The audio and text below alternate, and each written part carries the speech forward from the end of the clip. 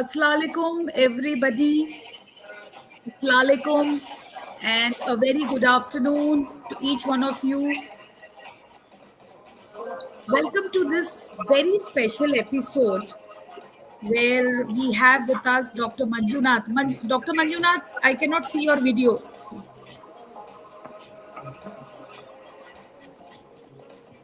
And there's a nice music in the background, which I can hear. Dr. Manjunath, I can't see you.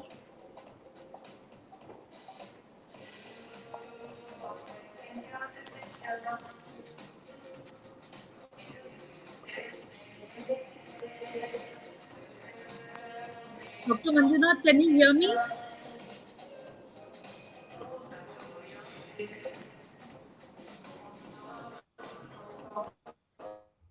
Okay. Yeah. So there's a music which is there, which I think is rightly making everybody more happier, more calm. There's a music in the background. We have with us Dr. Manjunath Swami. He has joined from Bangalore, India, and he is consultant reproductive medicine. He is the deputy medical director of Birla Fertility and Baby Science IVF clinics.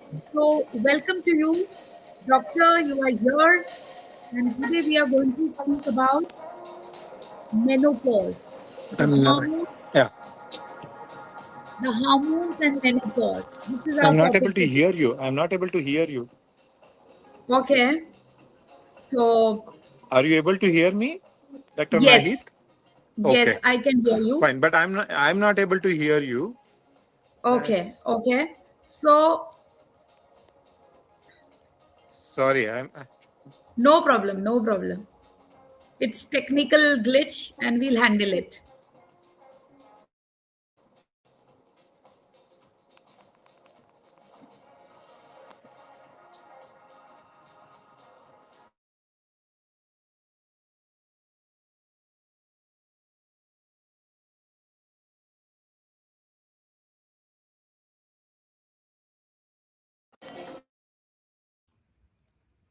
So we'll have Dr. Manjunath joining us again, and this is a very important topic for the women around us, which is menopause.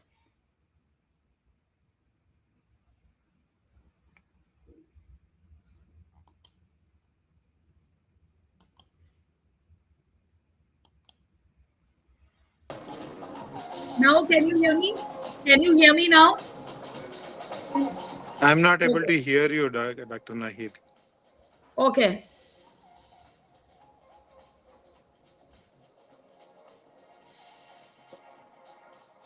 I think you are on mute.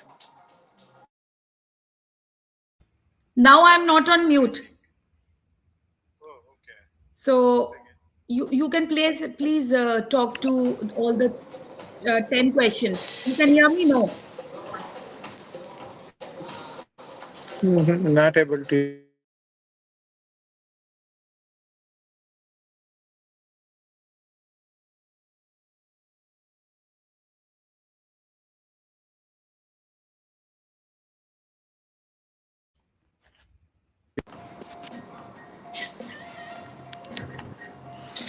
Can you Hi, make your I'm really sorry for the technical glitch we are having. Uh, So what we will do today, the topic I think Dr. Nahid has introduced is menopause and the hormones. So this menopause and the hormones is highly interconnected. You know that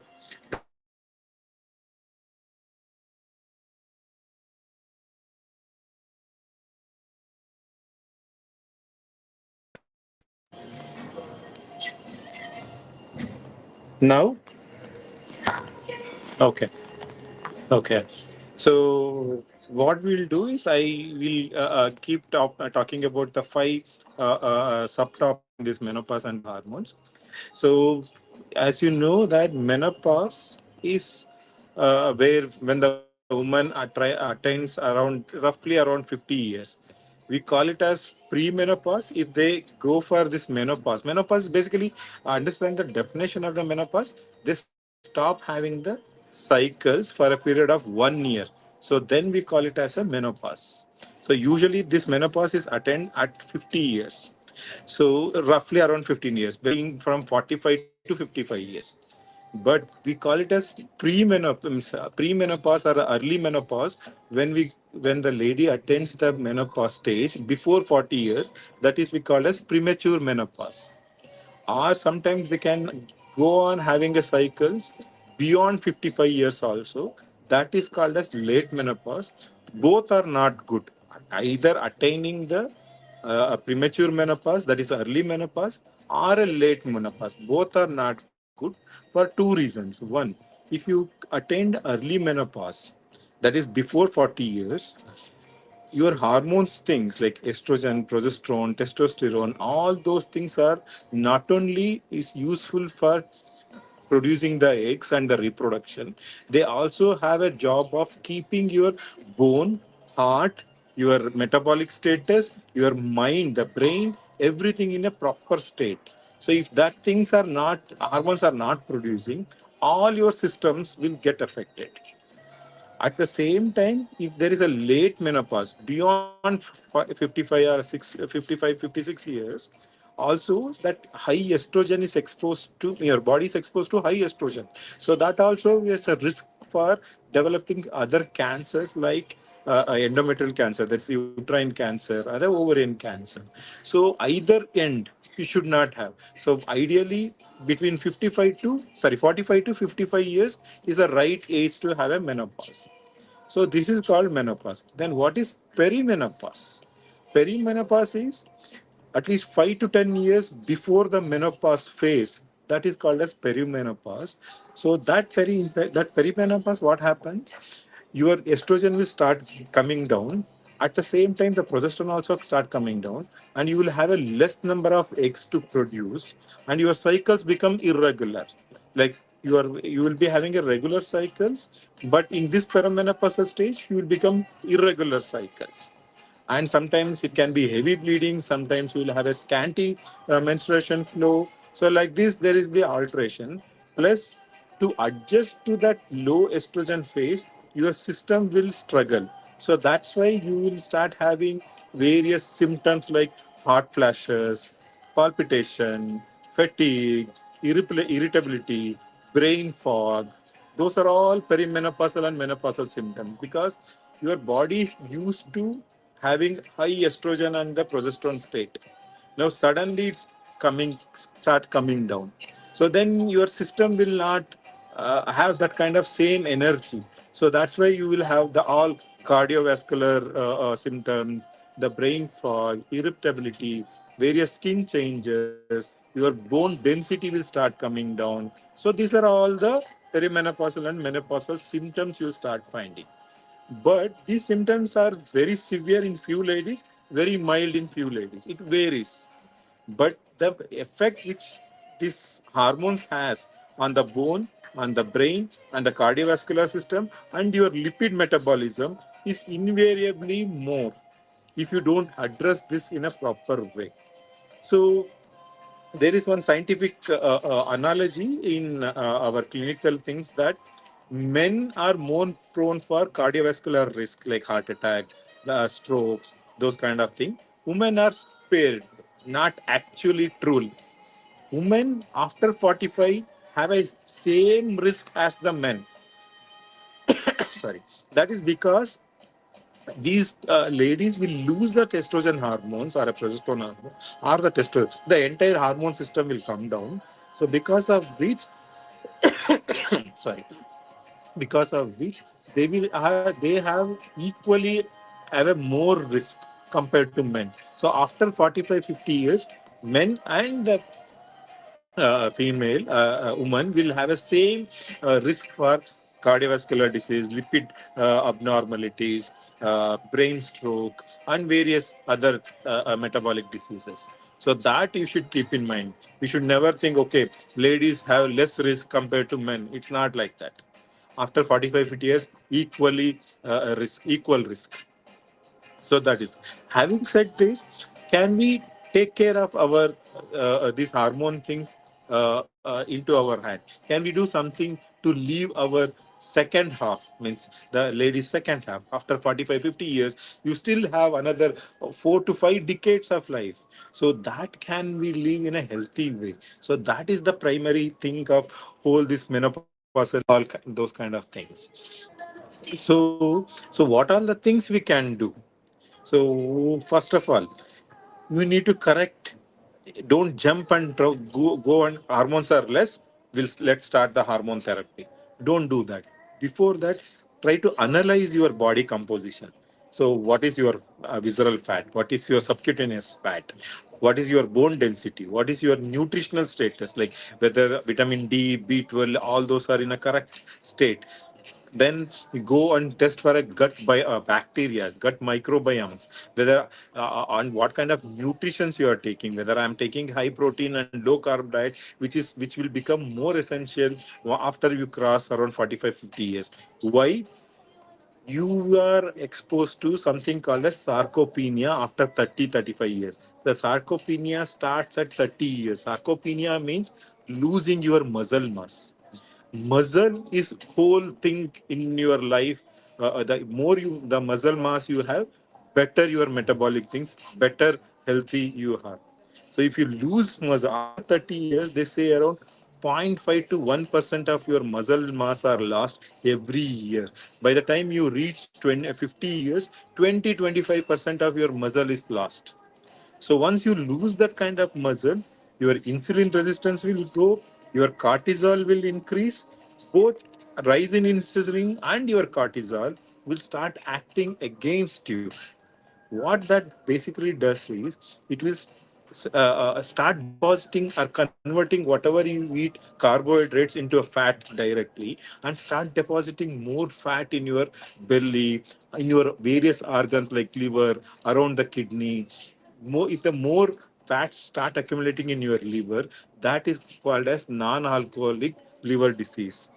So all the liver is the main organ where all the metabolic things will change. So if the liver start getting more fat accumulated, all your metabolic will start deranging. So first analyze that whether your fasting insulin is right. The fasting, one tip I want to give is, which general medical people will fail to forget to inform you, is they say that the insulin is 3 to 22 is normal. Actually 3 to up to 22 is not normal. Fasting insulin should be always less than 5. If there is more than 5 fasting insulin, that means you have already entered into a pre-diabetic stage. Means basically your metabolic things are deranging. So whenever you do a fasting insulin, it should be less than zero point 0.5. Sorry, it's less than 5 units. If it is more than 5 units, that means some kind of inflammation is starting in your body. So try to do all kind of interventions to bring down your fasting insulin less than 5.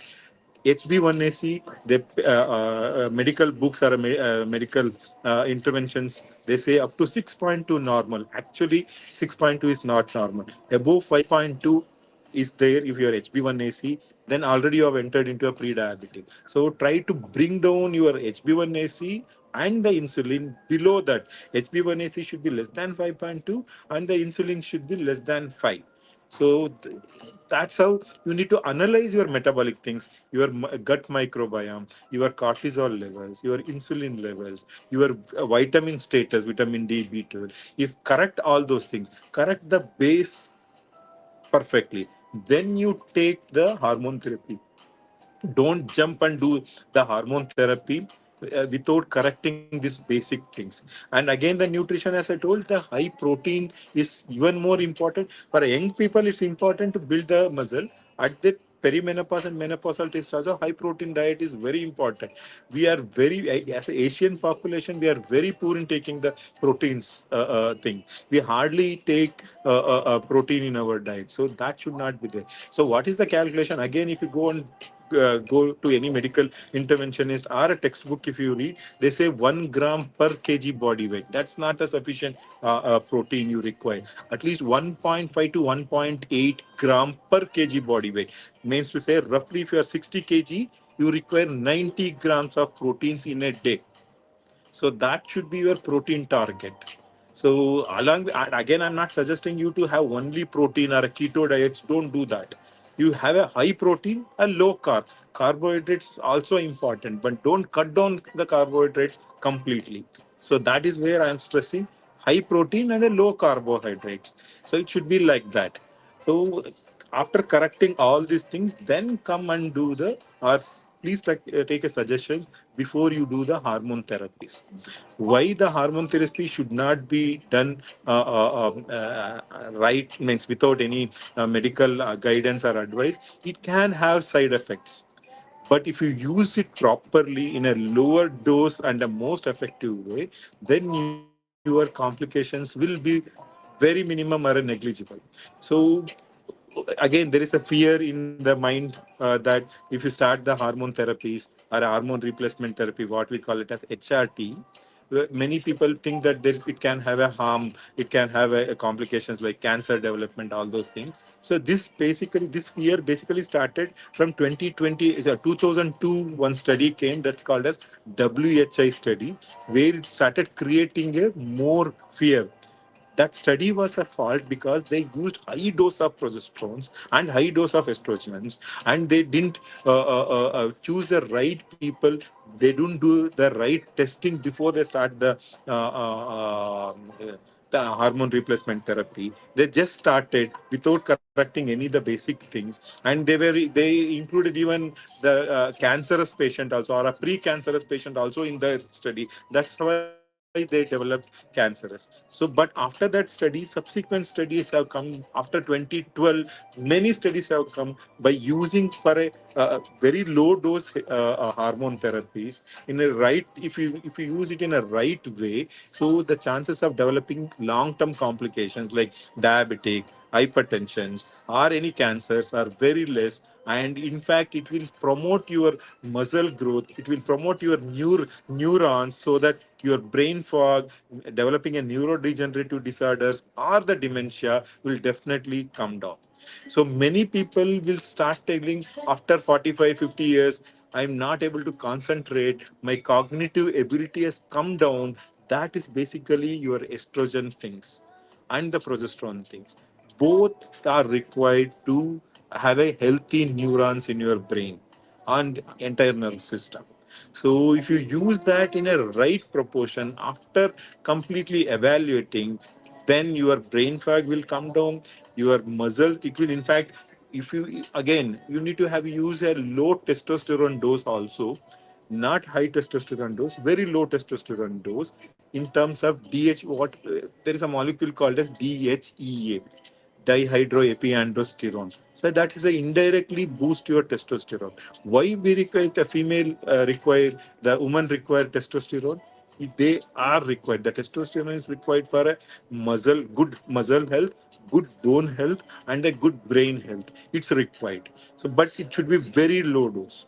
So, if you use that in a proper way, all these symptoms will come down, and in fact, it will help you have a good muscle. Once there is a good muscle, then your metabolic things will be corrected. So, by doing all these things and taking a right advice and a right interventions, you can keep most of your postmenopausal symptoms and the chronic diseases far away from you. And having said that, what you should monitor once you start, it's not enough. Yearly, there should be a monitoring of that. What all the things you need to monitor? Your cortisol levels, fasting insulin, HB1AC, your liver function test, and the kidney function test. And there are certain markers for cancer to detect it early. It's like CA125, CEA. These are the two molecules you need to monitor at least once in 1 year or once in 2 years. Don't be like that. Once I start the hormone replacement therapy, after 5 years, after 10 years, I will do that. Don't do it. You should have a regular checkup once in a year or once in 2 years at least. You should have a regular monitoring of that. So what I'm trying to stress here is, one, before the starting you should have a proper counseling, correct your basics, foundation things, and then start the hormone therapy, and then monitor that. Once you start that, monitor that. So these are all the things you need to be taking care of, the things to keep your health, keep your entire family. If you are healthy, you can look after the entire family in a better way. If the lady of the house is not in a proper health, she's having so many issues, how can they keep the family healthy? So first keep yourself healthy, and then your entire family you can take care of them. So that's my suggestions here. I think we have some more questions here. So let it be. Let it be. We can take it in the next session, the questions. And thank you so much for today bringing this in front of the audience. The people who have not watched it, you can please see the recording. And Dr. Manjunath, thank you so much. He would be coming again every fortnightly to talk about PCOD, and he would be also talking about the menopause and giving you tips and suggestions. So thank you, Dr. Manjunath, for being here, and you have given so much to the audience. And looking forward to have your next session very soon. Thank you.